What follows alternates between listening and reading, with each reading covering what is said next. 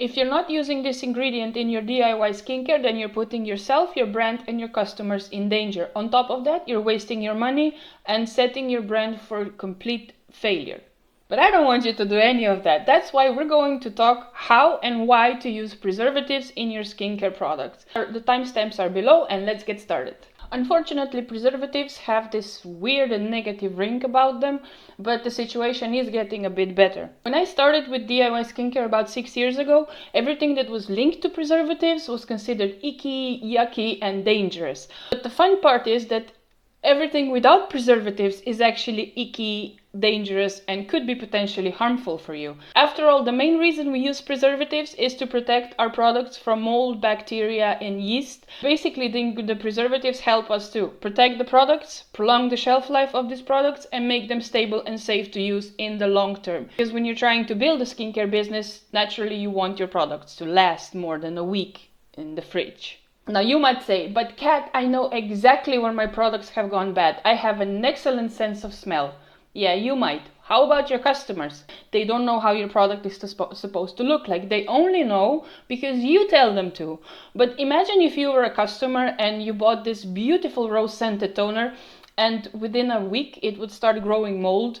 I can guarantee you two things. You would never use that toner ever again, and you would never go back to that skincare business. So this is definitely something that probably you yourself don't want either. So that's why we're going to figure out how exactly to use the preservatives.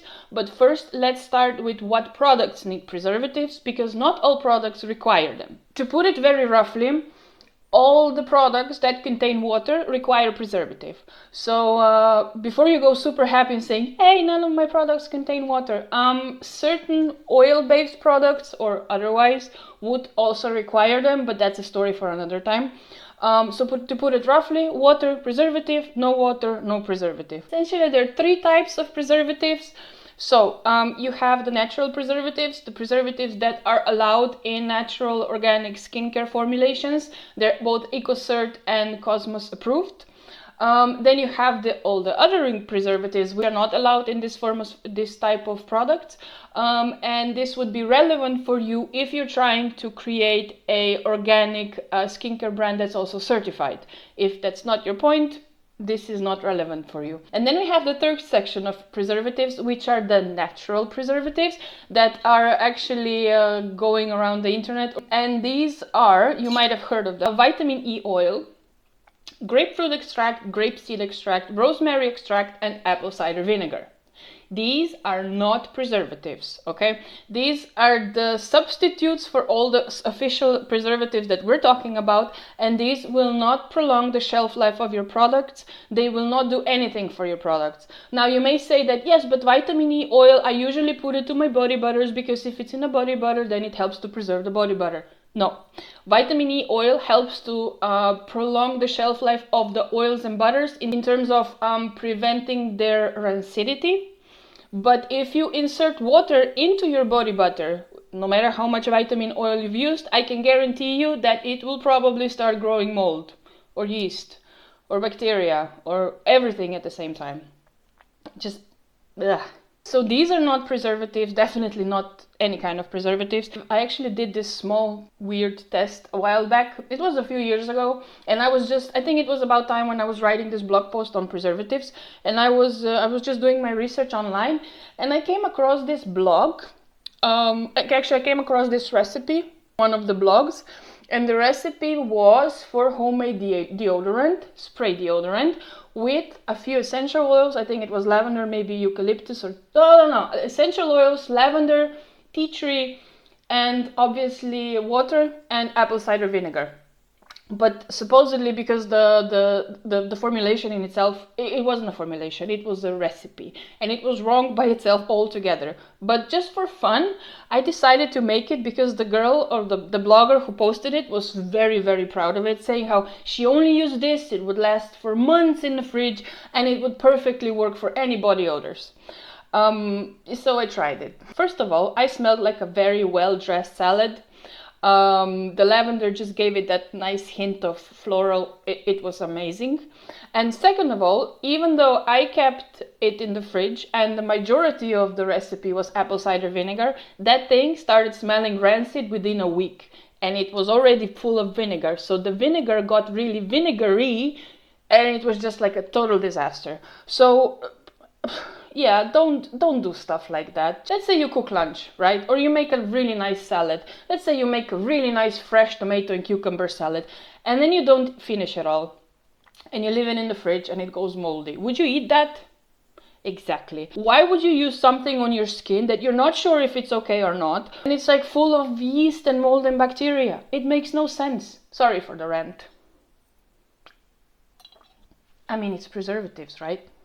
You can find a detailed list of preservatives, a little bit of more information about them, where to get them and how to use them in the partner blog post, which I linked in the description box below. But now let's get started with how to use the preservatives. So we're going to go through 5 steps. The first step is, what phase do you put your preservatives in? Most preservatives go to the cool down phase, so that would be the last phase of your formulation process. It's usually listed on the supplier sheet, but for example, I usually use Cosguard, which is one of the really popular preservatives here in Europe. I've used it for a long time now, and I know that it always goes in the cool down phase below the temperature of 40 degrees. I always include it there, unless stated otherwise by your supplier. When you get a hang of the entire formulation process, you know that your preservative comes at the end, and that's it. And that's where you put it, you set it aside and wait until the whole process is finished, and then you include it. This also will be listed on your supplier information sheet, but generally it depends on the preservative.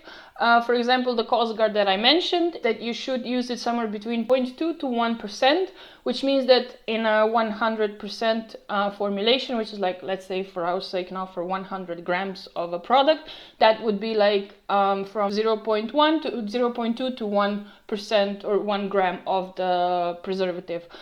I usually use Cosguard somewhere in the middle, so I would use it at 0.665%.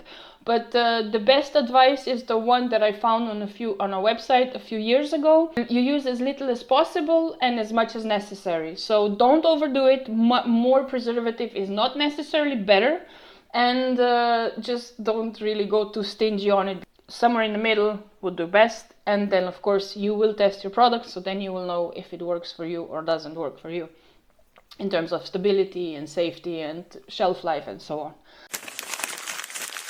When formulating, you also have to figure out where does your preservative fit into in terms of solubility. So is it water soluble or is it oil soluble? If it's water soluble, you will want to disperse it in water. If it's oil soluble, you will want to add it to your oil phase. I'm probably going to say, yeah, but you just told me that I'm supposed to put the preservative in the cool down phase.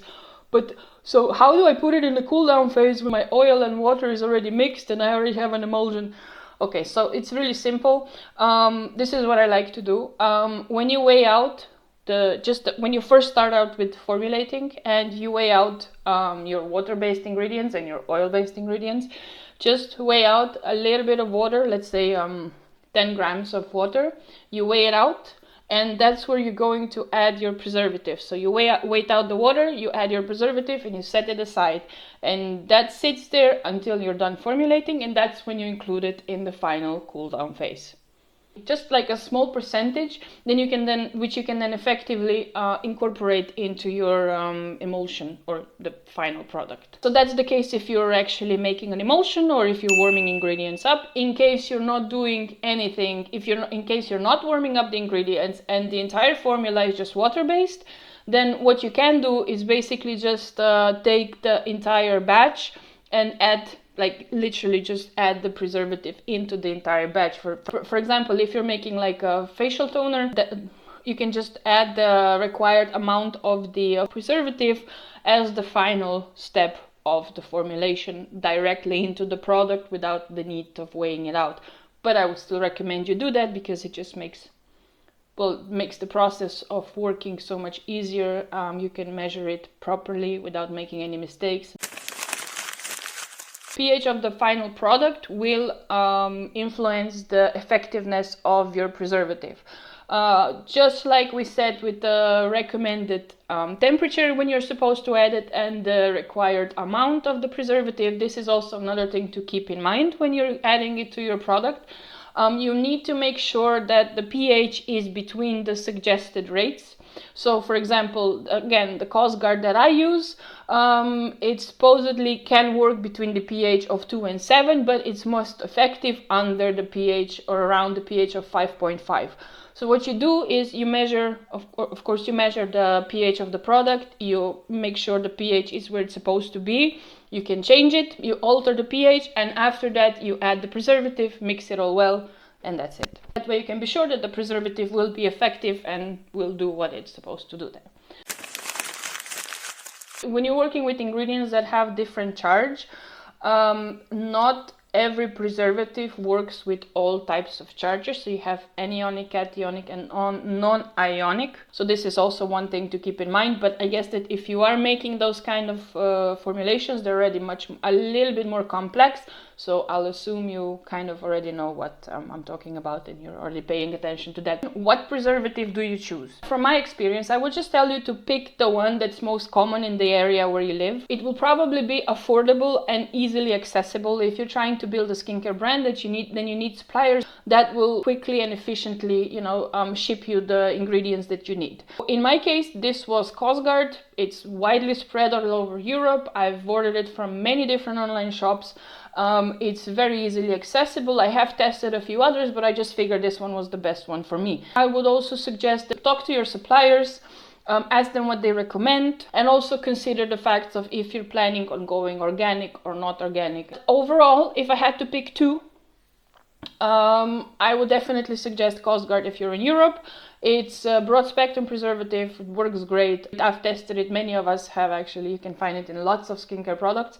And this is the inky of the preservative. And it might be a little bit difficult to source in North America. So if you're in North America, I have figured out that the very common type of preservative used there is the Liquid Germal Plus. This is inky. And you can try sourcing that, see how it goes, and then maybe try both and whatnot. I guess these two would definitely be a great starting points if you need to figure out which one would be best for you or how to work with.